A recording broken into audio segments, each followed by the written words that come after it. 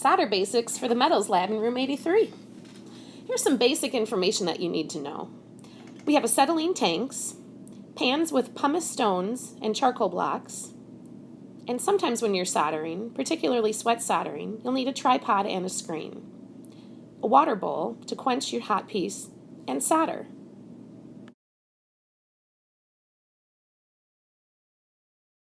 I've got sheet solder here, and if you've run out of pieces, you'll notice I've created this little wall system, and I've got my solder and a scissors. I'm going to cut straight lines up the sheet of solder and then cut across that to get small, tiny little squares of solder called pallions. And I do that against this wall of paper. I label all my solder with a letter stamp, so it'll say E for easy, M for medium, or H for hard. And then pour all the solder pieces that you cut into the correct labeled bowl. Solder is like the glue for metal. They have different melting temperatures. Easy melts at 1325 degrees. Medium melts at 1390 degrees. And hard solder melts at 1425 degrees Fahrenheit. Let's look at how to change a torch tip. There's a knob on the right and a part you can unscrew right above the knob. I'm going to loosen that and grab the whole torch and shimmy it off. I need to decide what size torch tip I would like to put on. A 180-1, which is labeled on the neck of the torch tip, is the largest torch tip we'll use in the metals lab. 180-0 and 180-00 is inscribed on the base of the torch tip.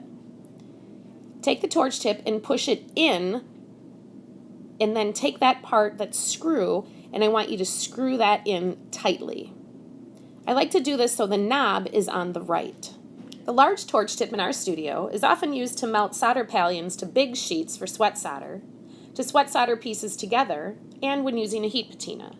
The medium torch tip is often used for sweat soldering if it's a smaller sheet, to solder your bezel to a sheet, and to solder a band ring to the back of a sheet.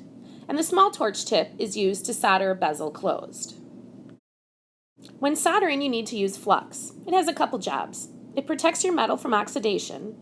It keeps your metal clean while heating.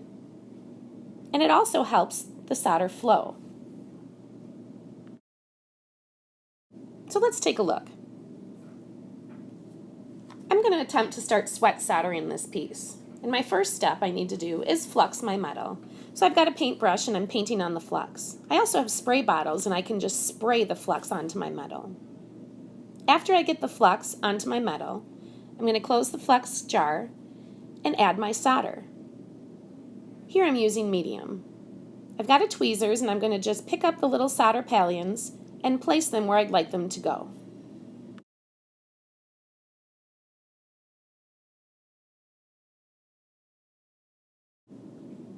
Now I'm going to start heating with my torch. You'll notice I start from far away. Watch what happens to the flux.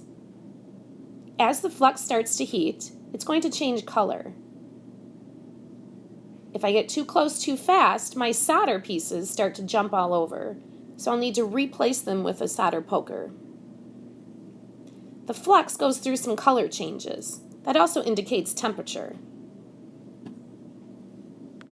First, you see the flux bubble and turn white and crusty, kind of like marshmallows at a fire pit. Again, keeping the torch far away until it turns white and crusty, so you know that solder won't jump around with the bubbling flux. After it's white, you'll notice the flux starts to turn black. It's very important to note the hottest part of the flame is right in front of that really light cone. So once the flux goes from white to black, then it's going to get sort of glossy and shiny. That tells us it's hot enough for the solder to start to flow. And with sweat soldering, I just want my solder to flow into small little puddles. So once I'm done, I'll pick it up with my tweezers and quench it in the bowl of water.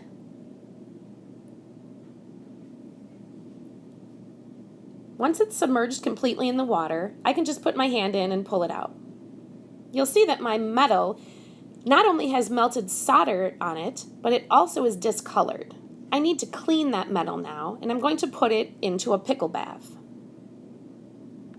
Pickle is a strong chemical bath used to dissolve surface oxidation and flux residue from metal. It's best when heated.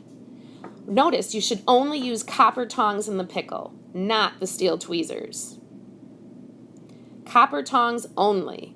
If you accidentally put steel tweezers in, please let the teacher know. I'm going to take out my metal piece with the copper tongs from the pickle pot and walk it to the sink to rinse it before I touch my metal. Our specific pickle recipe is 1 cup water put into the pickle pot. It's like a crock pot you'd use in your kitchen. 1 cup water and 1 tablespoon of the pickle powder. I get this from Rio Grande, and I use their Rio pickle recipe. Again, 1 tablespoon of the pickle into the water. Pour it in. Notice I didn't let the tablespoon touch the water in the pickle. And now I'll use the copper tongs to stir my pickle.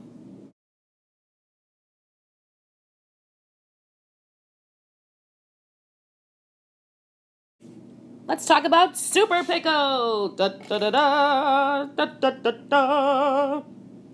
To make super pickle, you need 1 cup of pickle, which is already made in the pickle pot, and 1 cup hydrogen peroxide. I'm just using a green scooper, as long as it's even, 1-to-1 ratio of the pickle and the hydrogen peroxide. It'll work. Again, only copper tongs in the pickle. Now what the heck-a-doodle is super pickle? Let's take a look. I'm going to use brass here, and here I'm going to flux it, because maybe I'm using brass on my piece and I need to solder something to it. So I'll flux my brass and start to heat it. Watch what happens once brass is heated.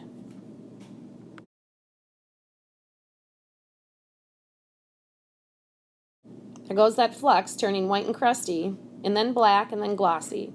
I've quenched it in water already, and take a look. My brass is starting to look closer to copper than it actually is to the goldish color of brass. Now if I put my brass, which is now discolored, into the regular pickle, it's going to get clean, but that pinkish color like copper is still there. So I'm going to put it in a super pickle. No need to put it in the regular pickle first. Remember, the super pickle has hydrogen peroxide. That mixed with the pickle is not only going to clean my metal, but it's also going to take care of that discoloration, that copper color that now is on the surface of my brass. After it's soaked a while, the brass color is now on the surface. It's important to note, when you soak brass in super pickle, you should see little tiny bubbles forming. That means it's working. This pickle has gone blue, which means it's no longer usable. Don't forget, rinse your metal after you've pickled, and then steel wool it to clean. When soldering, you want to make sure that you follow 7 basic rules. Rule number 1 is that the metal has a good fit. You want to make sure, for example in this instance, that the bezel is touching perfectly. Hold the work up to the light to check for gaps. This is better. The bezel edges are touching perfectly. Good fit. Rule number 2, you want to make sure your work is clean. No grease, no finger oils, no tape, no pickle, no grease from the polisher, nothing. Perfectly clean. Like this. Not a fingerprint. Rule number 3, make sure you're using flux. Flux is needed to absorb the oxygen so that the solder can flow and keep the metal clean. Rule number 4, make sure you have an even heat. You want to make sure all the metal reaches soldering temperature at the same time. Rule number 5, solder flow. Remember that solder flows towards the heat. So if possible, you want to position the torch in such a way that the solder is drawn through the solder seam. Solder will flow towards the heat. Rule 6, the right size. Use the right size solder for the job. Don't take whatever piece is sitting there, because if you use too much, you'll have a lot of cleanup later. And finally, rule 7 is steam vents. When soldering an enclosed area, you want to make sure you have a hole drilled in your metal so the hot air can escape. Otherwise, you're creating a little bomb and it could explode. Let's think about troubleshooting now. If your solder joint is incomplete, you might not have had enough heat, the metal could have been dirty, you didn't use flux, or you heated too long.